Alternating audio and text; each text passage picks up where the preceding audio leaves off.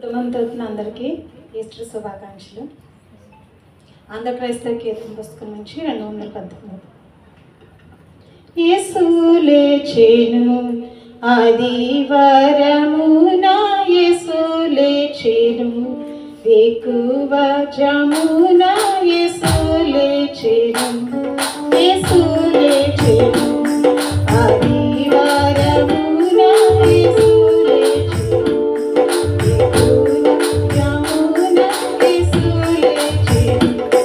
వేకువ జామున చీకటున్నగానే ఆకాశముపై చీకటొరగానే యేసు లేచెను ఆదివారమున, యేసు లేచెను వేకువ జామున, యేసు లేచెను.